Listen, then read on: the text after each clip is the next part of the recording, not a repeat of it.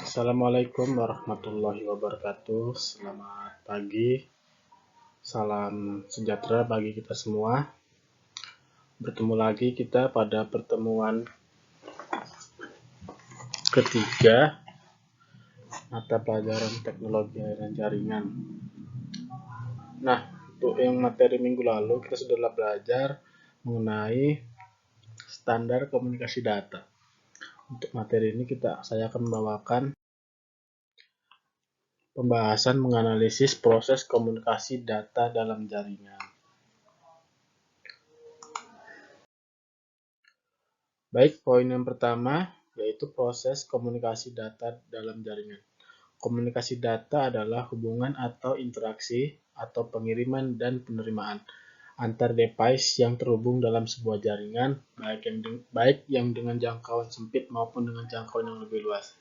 Oke, bisa diperhatikan seperti ini contoh gambarnya. Yang pertama ada sistem source, yang kedua adalah sistem destination. Source mengirim ke transmitter, lalu dilanjutkan sistem transmisi, diterima receiver, lalu diterima lagi dalam destination. Nah, itu dia adalah proses komunikasi data dalam jaringan. Beginilah bentuk alurnya.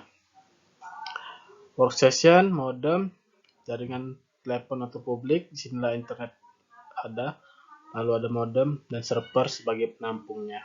Nah, ini adalah struktur dalam jaringan pada komunikasi data.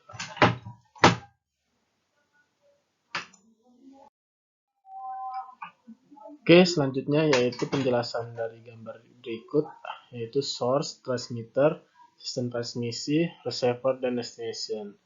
Saya akan jelaskan, yaitu pertama source atau sumber. Alat ini membangkitkan data sehingga dapat ditransmisikan, contohnya telepon dan PC atau personal komputer.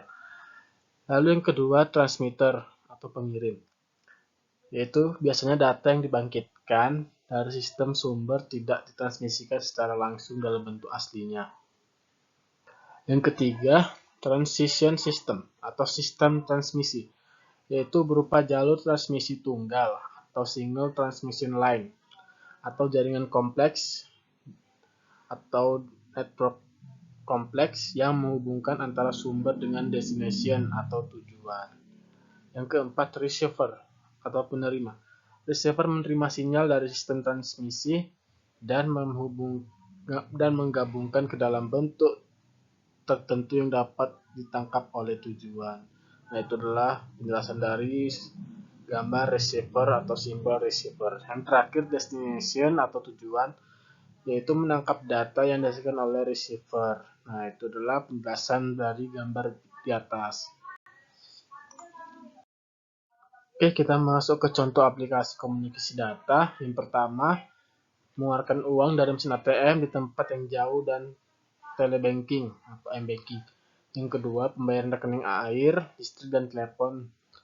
Yang ketiga, pembayaran gaji karyawan. Dan yang keempat, internet, surat elektronik, email, informasi, www, pertukaran file, ataupun FTP. Nah, itu adalah contoh aplikasi dalam komunikasi data yang sering digunakan.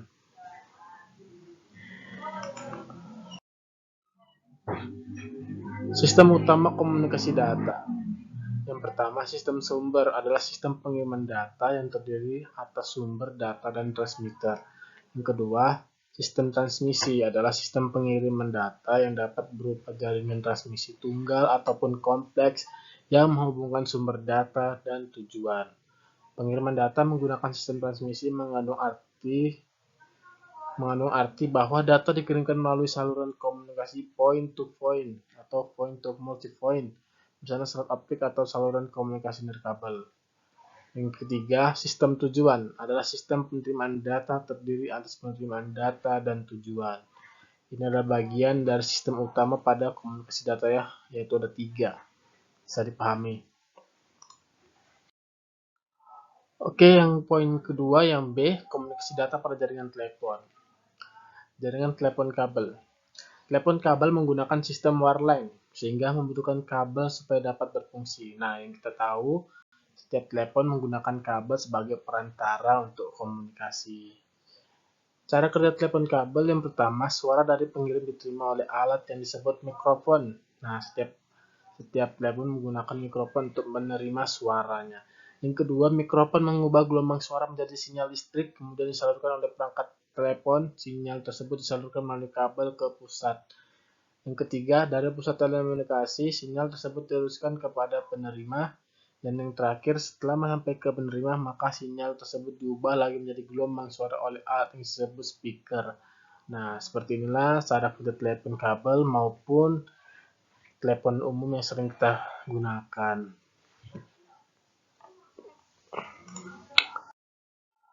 Yang C, perangkat komunikasi pada jaringan komputer dan telepon. Nah, perangkat keras jaringan komputer adalah perangkat yang digunakan untuk menghubungkan dua atau lebih komputer dalam jaringan komputer agar setiap komputer yang terhubung dapat saling berbagi data, file, dan sumber daya lainnya.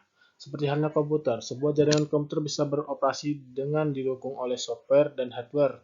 Berikut perangkat jaringan komputer dan fungsinya. Yang pertama ada modem atau singkatannya modulator demodulator. Modem merupakan perangkat yang menghubungkan ke internet. Cara kerjanya yaitu menerjemahkan sinyal analog ke sinyal digital. Fungsi dari modem sendiri adalah menerjemahkan sinyal analog ke digital. Nah, inilah dia sebagai pemancar ataupun perantara dalam menghubungkan jaringan. Lalu yang kedua ada kabel jaringan. Berfungsi sebagai media jalannya data atau tempat jalannya jaringan berlalu lalang. Nah, ini dia kabel jaringan, ada koaksial dan segala macam lainnya. Lalu yang ketiga ada network interface card. Ini berfungsi untuk menghubungkan antara komputer dengan jaringan.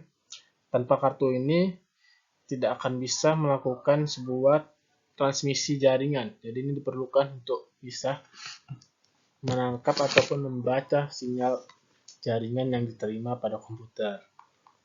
Lalu yang keempat, konektor. Berfungsi sebagai penghubung antara kabel dengan network adapter. Nah, gambar yang ketiga adalah penyempurna dari gambar keempat. Jadi sebagai perantara. Oke, yang kelima ada hub.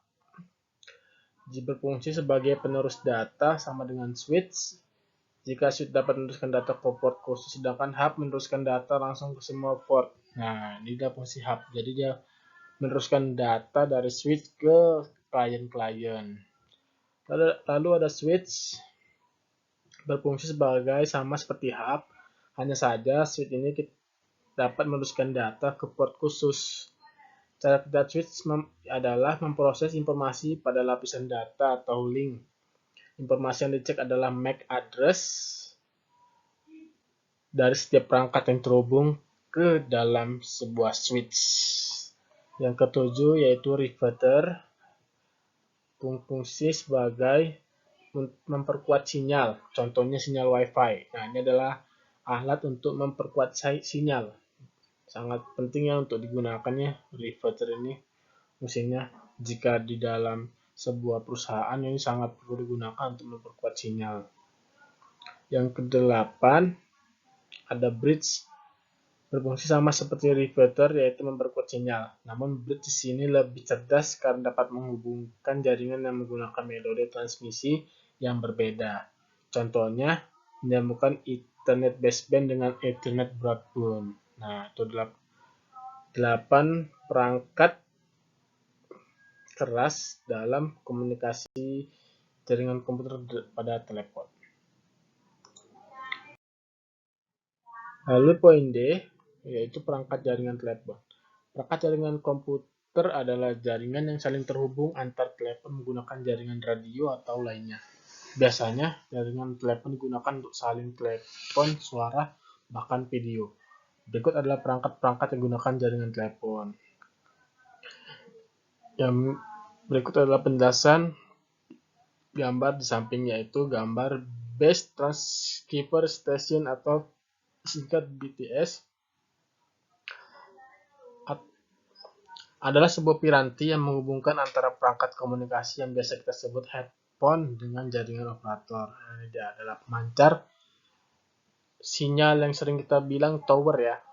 Kalau dalam bahasa sehari-hari kita ini bilangnya tower.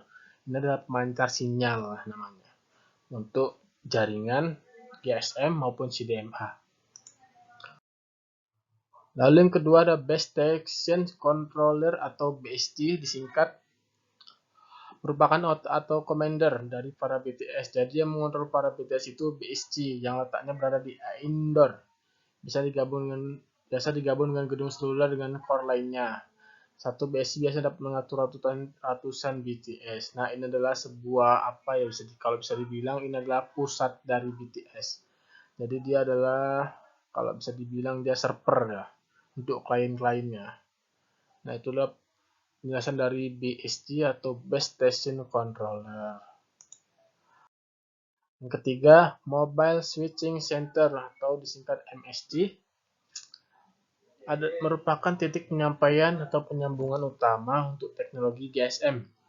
Bertanggung jawab untuk menghandle beberapa panggilan suara dan SMS sebaik mungkin dengan layanan-layanan lain seperti conference call, PAX, dan circuit switch data. MSC membangun dan merealisasikan hubungan end-to-end, mengatur pergerakan pengguna dan permintaan handover selama panggilan berlangsung, dan melakukan penghitungan dari biaya dan juga monitoring dari pencatatan penggunaan lain. Nah, fungsi dari Mobile Switching Center ini seperti kita mempunyai sebuah handphone dan berisi kartu dengan jumlah pulsa yang ada. Disinilah sebagai tempat penyimpanan ataupun perhitungan pemakaian kita. Jadi itulah fungsi dari Mobile Switch Center. Yang keempat, Source Message Service Center atau disingkat SMSC adalah kombinasi perangkat keras dan perangkat lunak yang bertanggung jawab memperkuat, menyimpan, dan meneruskan pesan pendek antara SMS dan piranti bergerak. SMSC harus memiliki handalan, kapasitas pelanggan, dan throughput pesan yang tinggi. Selain itu, SMS juga dapat diskalakan dengan mudah untuk mengakomodasikan peningkatan permintaan SMS dalam jaringan yang ada. SMSC mentransfer pesan dalam format VTP atau point to point pada sistem yang lainnya. Nah, inilah struktur dari SMSC, Start Message Service Center. Bisa dipahami ya? Inilah sebuah struktur dalam kita menggunakan SMS, menggunakan jaringan GSM. Oke, manfaat apa sih yang dipelajari dalam proses komunikasi data dalam jaringan? Yang pertama, mengetahui dan memahami pengertian komunikasi data. Yang kedua, mengetahui dan memahami elemen-elemen komunikasi data. Yang ketiga, mengetahui dan memahami proses komunikasi data secara singkat. Nah, itu adalah manfaat pelajaran tentang proses komunikasi data dalam jaringan. Oke, sampai di slide terakhir pembahasan materinya. Jika kurang paham bisa komen di kolom komentar ya. Bagi yang sudah menonton, di like dan subscribe untuk channelnya. Jika kesulitan dalam memahami ataupun belajar daring, bisa kita diskusikan waktu kita prakrin ya di hari Jumat. Bisa kita diskusikan gimana soal mata pelajaran TLJ.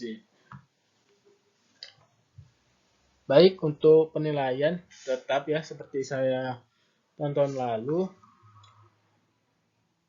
Bagi yang mengikuti pelajaran akan terlihat ya, wajib dia mensubscribe channel, lalu meng-like dan komen, dan mengirimkan tugas pada setiap ada tugas yang dibuat. Jadi akan ketahuan mana yang mengikuti ataupun tidak. Dan jikapun tidak mampu atau tidak bisa mengikuti daring ataupun terkendala dengan gadget ataupun paket, bisa kondisikan dengan keadaan sekolah ya, bisa kita diskusikan gimana baiknya. Ataupun kalau memang perlu kita buat seperti praprint, pelajaran luring ya untuk TNG. Baik, akhir kata saya sudahi pertemuan kita hari ini. Semoga apa yang saya paparkan bisa diterima dengan baik, bisa dipahami. Dan jika ada kendala-kendala silakan diskusikan dengan saya. Oke, baik, saya sudahi pertemuan kita hari ini. Assalamualaikum warahmatullahi wabarakatuh. Semoga kita sehat walafiat.